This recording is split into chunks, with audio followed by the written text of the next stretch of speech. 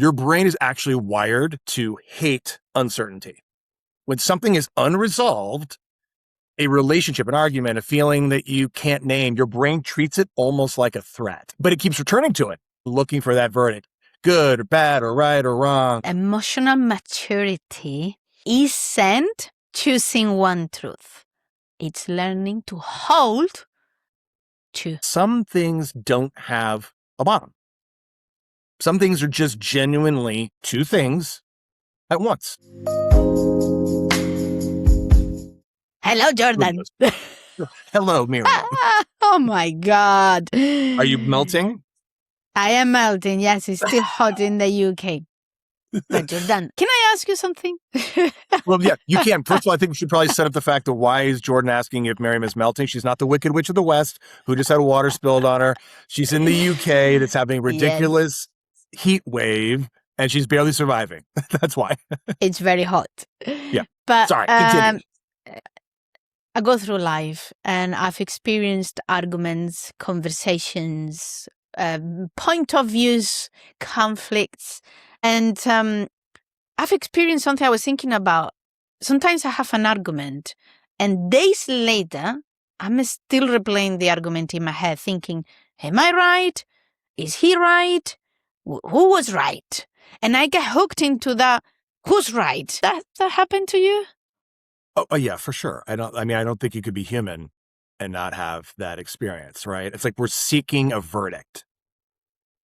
The brain needs an answer, and it becomes very black and white.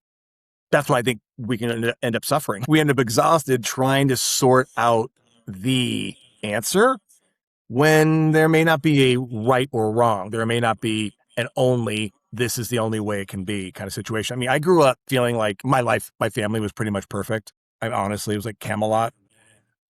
Aunts and uncles and brothers and cousins and moms and dads, very large family, right? But as I grew up, I started to see the cracks. And I had to figure out how to have both experiences exist simultaneously. Can my family be imperfect and can I still love them? If that makes any sense.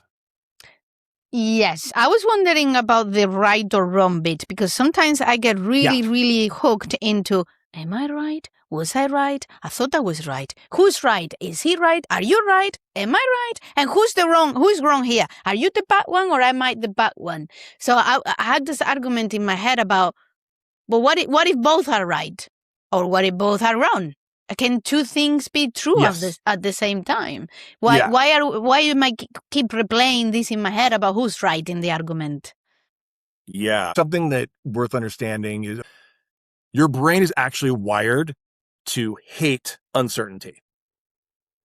Like genuinely physically uncomfortable with uncertainty. When something is unresolved, a relationship, an argument, a feeling that you can't name, your brain treats it almost like a threat, right? Like something you're in danger somehow, but it keeps returning to it. Like you said, over and over again, looking for that verdict, good or bad or right or wrong. Is this my fault? Is this their fault? And we do this with people we love.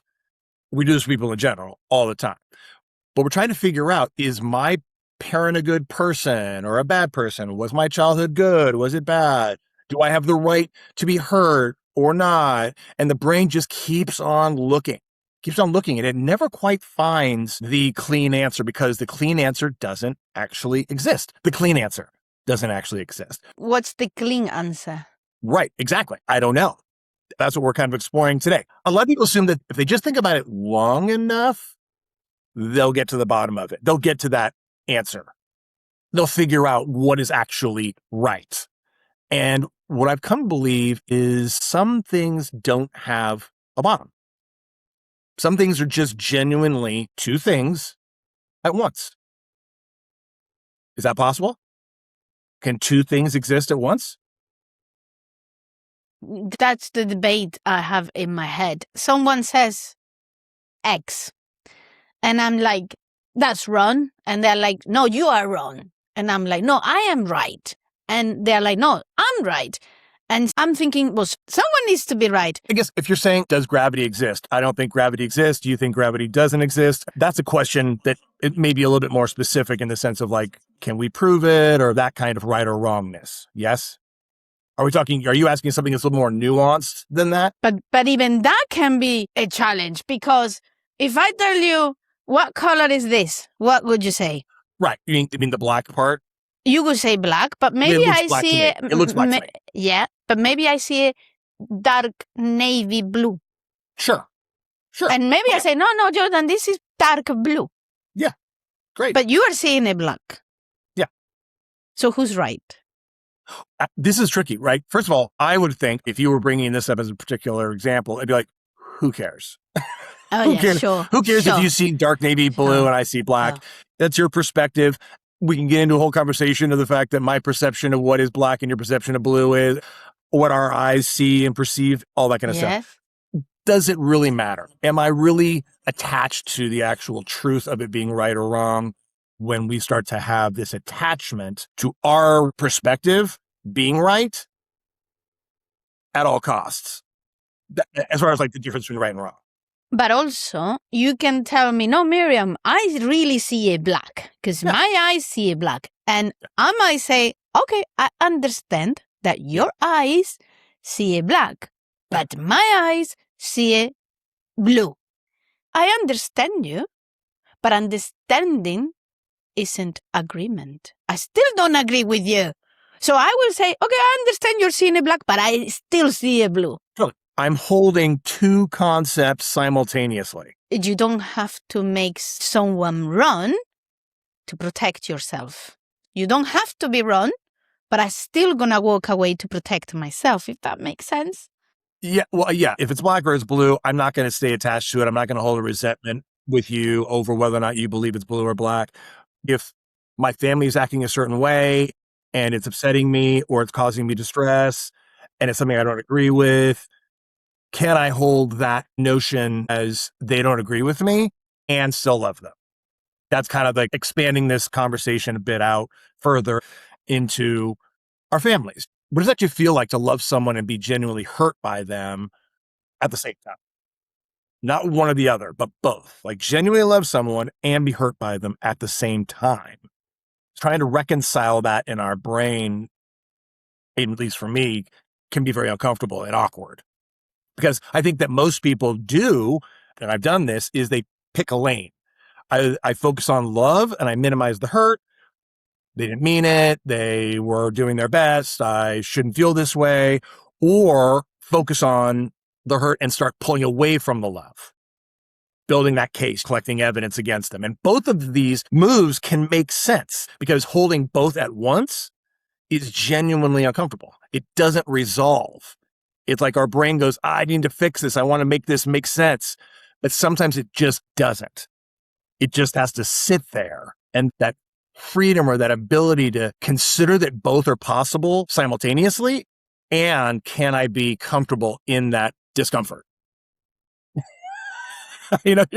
Are you feeling, you're not sure? You know where I am right now. You know exactly where I am right now. I'm not going to say mom, dad, brother, sister, whatever. I'm just going to say close person, but put the title there that you want, okay? Sure. So my close person. When I explain to people that I've got this conflict going on, this situation going on with a close person, they tell me, so Miriam, you say this person say that, so who's right?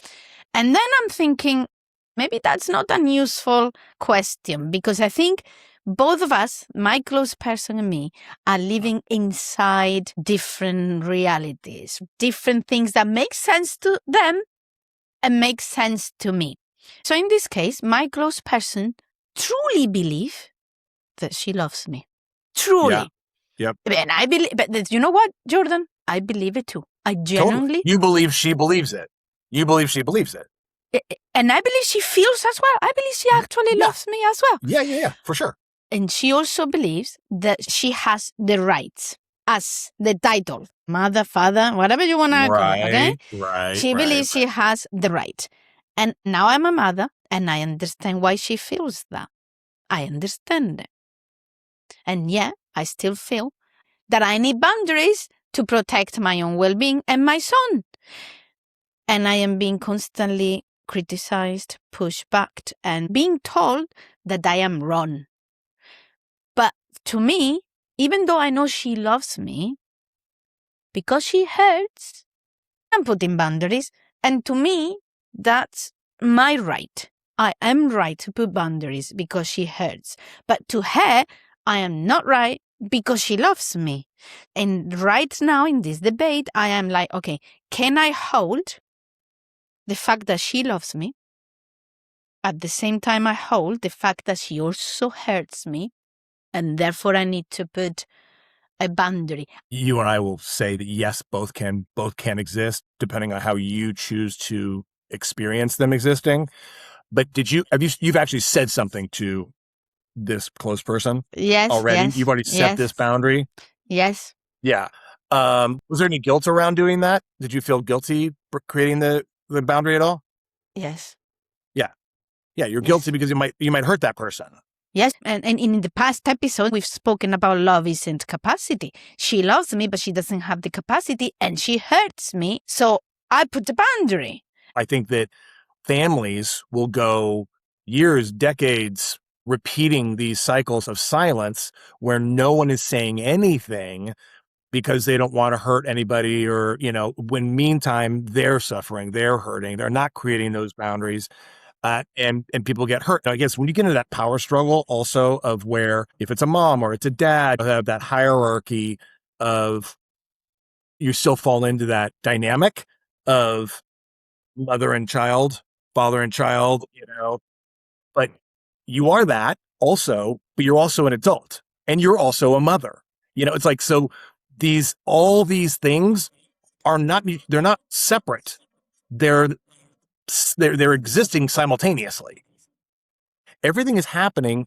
No one's better than or knows better than or necessarily, but it's the idea that you now have actually shifted from being just a daughter and a daughter-mother dynamic into being a mother and son dynamic. An adult, yeah. An adult yes. Who's saying, no, you know what? This doesn't work. And I love you, but you're hurting me. You're hurting me and I love you can still be in the same sentence and not cancel each other out. And you know what kept me going? Compassion about her because she loves me. So I felt that compassion meant staying in the relationship, understanding her, explaining things to her, trying harder. And now I think compassion simply means seeing another person's humanity and flaws and feelings without abandoning your own. That's right. Yeah. Wow. I'd be very curious. No, I know. It is an epiphany, I think, when we get that that's even an option. If we actually invite the possibility that what you just said actually exists as an option, you're suddenly revealing something you didn't know was possible. Yeah, I could try that. I grew up, like I said, with what looked like a pretty perfect family from the outside, both extended and the nuclear. All the appearances were there, and I genuinely believed that for a long time. And then in my late teens, early 20s, cracks started, like I said, they started to appear. Things I hadn't seen before showed up. I had to figure out how to hold something that felt like a contradiction. This is still my family. I still love these people. And it wasn't what it looked like. And there were things running underneath it that affected all of us. And the whole thing that made it survivable, honestly, was the and. Not deciding the whole thing was a lie, not deciding everything was fine, not either or, right? Not either or. Both things are true. I love them and it's complicated. I love them and I'm affected by it. And that's something my brothers and my cousins and I've actually talked about, the shared word, that work is adjusting to reality without throwing away the love. Does that make sense when I say that? Jordan, you just made me realize something when you were talking. Yeah. Look what happened in my head. Yeah. She loves me, and then I immediately went on to, but she hurts me. But That's then right. you said it kills off the next idea. the difference. She loves me, but she hurt me, I am kind of debating that I am right and she's wrong because I'm putting a but. Yeah, she does this, but that. However, if I say she loves me and she hurts me, I am holding two realities and I'm keeping them both there at once without being wrong or right or without nobody winning. Yeah, you're not debating something. You're letting something. Oh my God, just changing a word, just saying you're doing this and as opposed to you're doing this, but just changing and for but. Yep. Yeah, you're not saying they're wrong about loving you. You're not saying this reality doesn't exist. You're just saying that yours exists also at the same time without one of them having to win. And that line that you have, I don't need to convince you that my reality is true for you. You don't have to like convince somebody of that. I think that's the thing that really changes everything. I don't need to convince you of my reality for my reality to be true.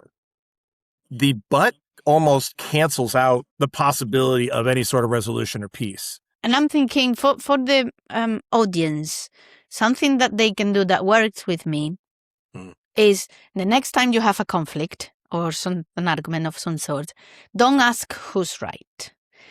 Instead, ask yourself 3 questions. Firstly, what feels true for them? In this case, love. They feel love. What feels true for me? In this case, pain. The hurting, so pain.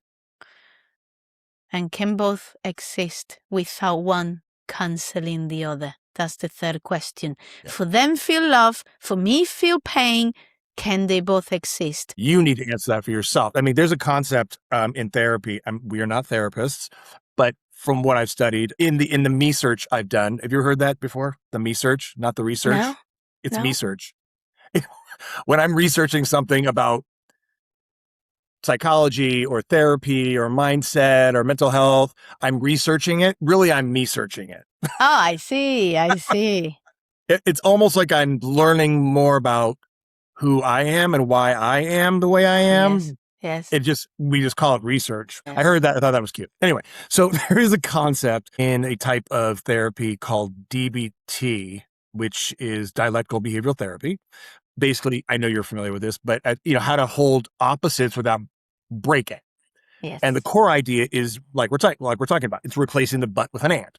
So instead of I love my family, but they hurt me, which kind of shuts the door on any sort of solution. It's I love my family and they hurt me. That one word changes the whole thing because but erases what came before it and lets both things stand. I love my son and I'm worried about him.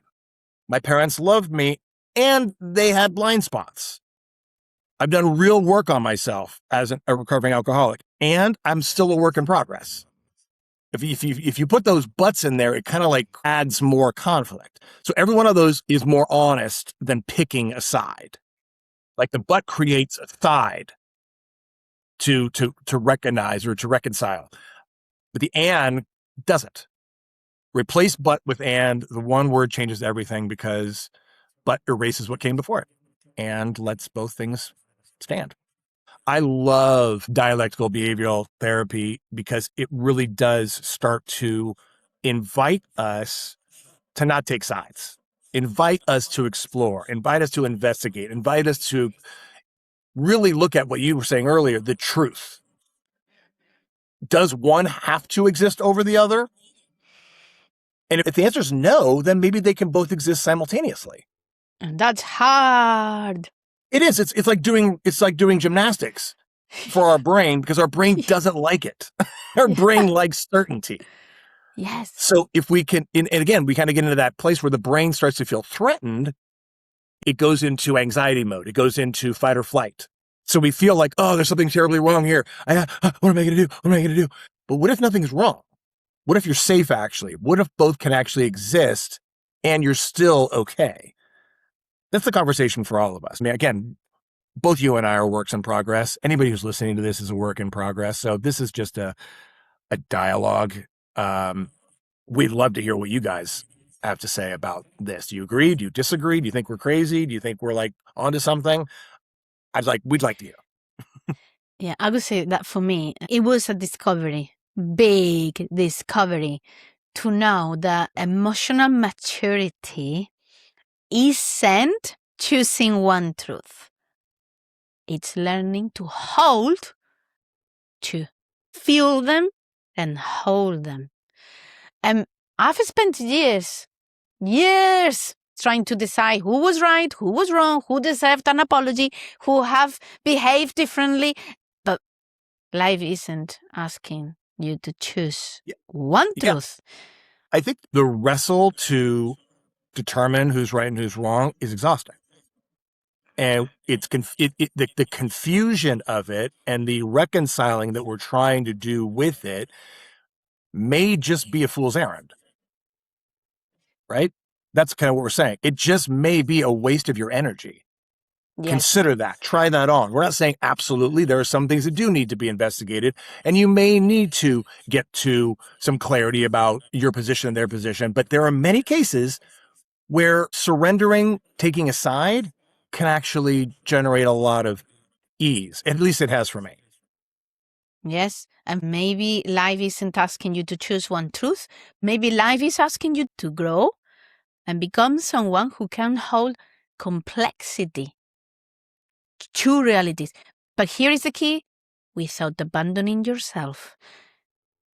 Because someone can love you and still hurt you. So you put the boundary, you're not abandoning yourself. You can understand someone and still walk away. You can have compassion because they love you and they mean well without giving up your peace. And maybe that's what emotional maturity really is. Not finding the certainty, but learning to live with the complexity.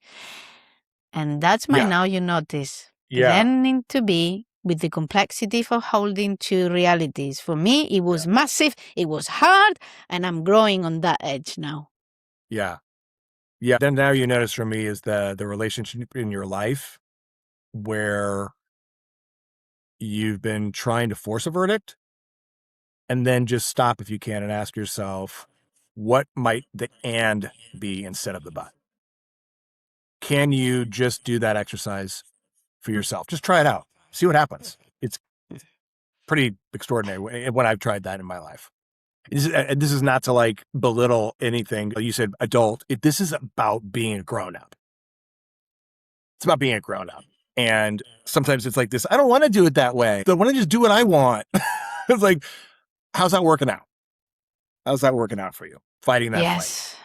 You know, it's very easy to just go on the default of certainty. Yeah. Very easy. But actually, particularly when we are doing it with beloved people, mother, father, brother, sister, children. Yeah. It's the fact that you can say, I love my child. And I can still hurt him, even if I love him. If you are able to hold that reality for your child, you could try and hold that reality also for your dad, your mom, and someone else around on your level, on the adult level. And I tell you, Jordan, that was hard. And I'm still working on holding the two realities. Of course. Yeah. It's hard. Yeah. But it's very healthy. You're wrestling with this up here that you're wrestling with two concepts as well. But anyway. But when I'm holding it, Jordan, I feel a lot better. When I'm actually feeling and holding it and say, yes, I know, but, and I feel better. I feel, I don't know, this guilt goes out. Compassion is more about me than about them. So I can be compassionate with them, but not abandoning myself. I feel more confident. I feel freer. I feel better. So I want to keep practicing about this holding two realities. And like you said, if it's something silly, I'll say, okay, fine, you win. That's fine, no problem. But if it hurts me because it's a close one, because it's someone we love or whatever, I will have to put a boundary. Yeah, again, I like you're bringing it back to something simple. I think that we went deep into family and things like that, which is obviously something that has a lot of stakes. But the one I remember hearing when I first heard this was talking about like exercising. I was like, oh, so I'm overweight, but I hate exercising. It almost kills the conversation. I'm overweight, but I hate exercising. ends the conversation. Yes.